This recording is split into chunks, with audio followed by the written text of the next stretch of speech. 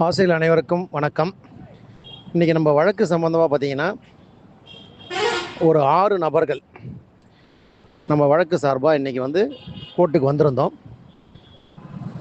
திட்டமிட்டபடி கரெக்டாக 2:10க்கெலாம் வந்து மாண்புமிகு நீதியரசர் வந்து 2:10க்கெலாம் வந்துட்டார் பெஞ்சுக்கு.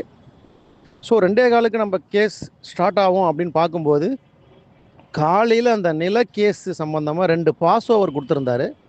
ஸோ சீனியாரிட்டி அடிப்படையில் அந்த 2 கேஸையும் முடிச்சுட்டு நம்ம கேஸை பார்க்கலாம் அப்படின்னு சொல்லிட்டு ஸோ 2:10 பார்த்தீங்கன்னா அந்த நில கேஸ் 2 கேஸு காலையில் நடந்த 2 கேஸு பாஸ் ஓவர் கொடுத்துருந்தாரு. அந்த கேஸை வந்து பார்க்க ஆரம்பிச்சிட்டாரு. ஸோ அது பார்த்தீங்கன்னா கிட்டத்தட்ட 3:30 வரைக்குமே பார்த்தீங்கன்னா அந்த 2 கேஸும் நடந்தது. அது முடிஞ்ச உடனே கரெக்டாக நம்மளுடைய கேஸ் வந்து ஒரு 3:30 மணிக்கு ஸ்டார்ட் ஆயிடுச்சு.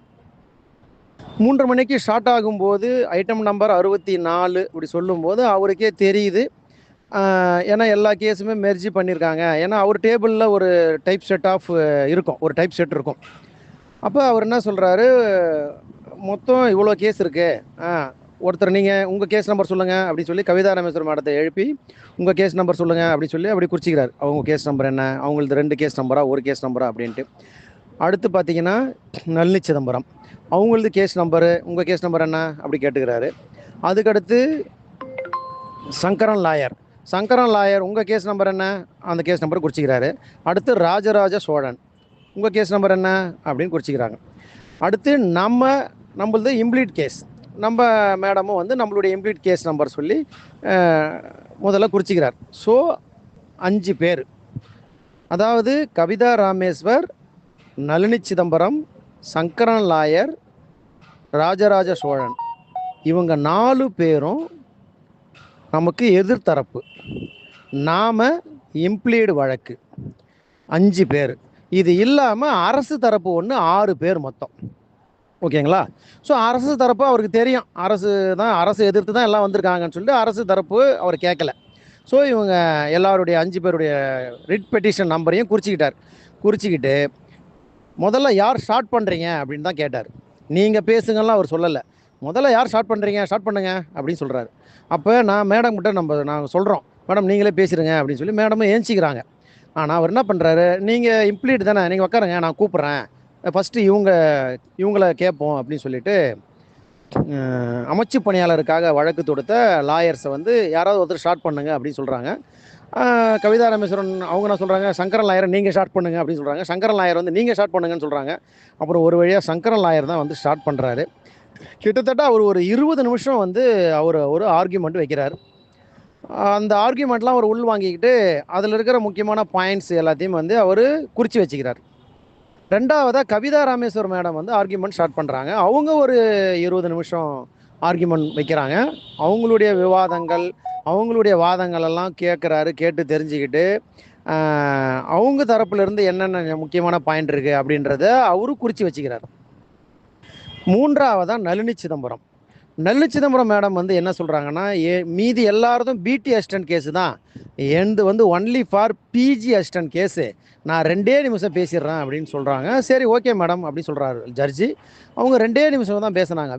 எனக்கு வந்து பிஜி அசிஸ்டன்ட் போடலை, ஒரு 400 சில்லற போஸ்ட்டு போடணும், பிஜி அசிஸ்டன்ட் போடலை, அதை வந்து போட சொல்லுங்கள் அப்படின்னு சொல்லிவிட்டு அவங்க கிளம்பிட்டாங்க. அந்த இடத்த விட்டு சொல்லிவிட்டு கிளம்பிட்டாங்க 2 சிமெண்ட். அதுக்கடுத்து 4வதாக ராஜராஜ சோழன் அப்படின்றவர் பேசுகிறாரு. அவருமே வந்து அமைச்சு பணியாளர் சார்பாக தான் பிடி அசிஸ்டண்ட்டு. ஸோ அவருடைய வாதங்களை உள்வாங்கிறார். அவர் ஒரு 10 நிமிஷம் பேசியிருப்பார். வாங்கிட்டு அவர்கிட்ட இருந்து என்ன பாயிண்ட் எல்லாத்தையும் குறித்து வச்சுக்கிட்டார் நீதிபதி அவர்கள்.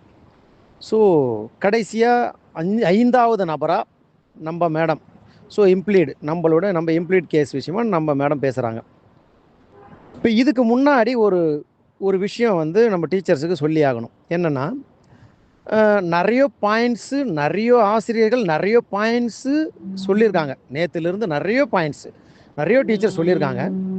ஆனால் அங்கே நம்ம முக்கியமாக ஷார்ட் அண்ட் ஸ்வீட்டாக என்ன பேசணும் அப்படின்றத நம்ம வந்து குறிப்பு எடுத்துக்கிட்டு போகும்போது நம்ம குரூப்பில் இருந்து அறிவழகன் சார், மேக்ஸ் டிபார்ட்மெண்ட் நினைக்கிறேன், மேக்ஸ் டிபார்ட்மெண்ட் தான், அறிவழகன் சார் வந்து காலையில் ட்ரெயினில் போகும்போது ஒரு முக்கியமான பாயிண்ட்டு சொன்னார். முக்கியமான பாயிண்ட்டு. அதாவது நம்ம வழக்கே வந்து நம்ம எப்படி ஆர்கியூமெண்ட் பண்ணணும் அப்படின்றத அவர் சொன்னார். நல்ல பாயிண்ட். இதை வந்து நான் மேடம் கிட்ட போய் அவர் வந்து எனக்கு ஃபோன்லேயும் சொன்னார், ஆடியோவும் போட்டார். அந்த ஆடியோவை அப்படியே நான் மேடம் கிட்ட போட்டும் காமிச்சேன், நேராகவும் சொன்னேன். நல்ல பாயிண்ட்டு, இதுதான் கரெக்டு அப்படின்னு சொன்னார். அது என்னன்னா சும்மா ஷார்ட்டாக சொல்கிறேன். இந்த கேஸே வந்து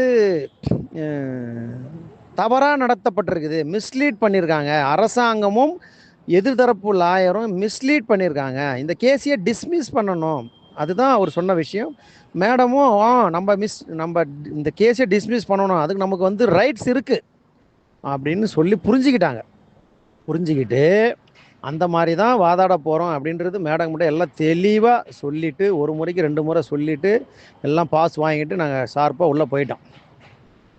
ஆனால் இந்த 4 பேர் பேசுனாங்க இல்லையா, அவங்களுடைய ஆர்கியூமெண்ட் வச்சாங்க இல்லையா, அந்த 4 பேர், இந்த 4 பேர் ஆர்கியூமெண்ட்ல இருந்து நமக்கே என்ன தெரிஞ்சுது, ஜட்ஜிக்கு என்ன தெரிஞ்சுது அப்படின்னா, இவங்க வைக்கப்பட்ட வாதங்கள் எல்லாமே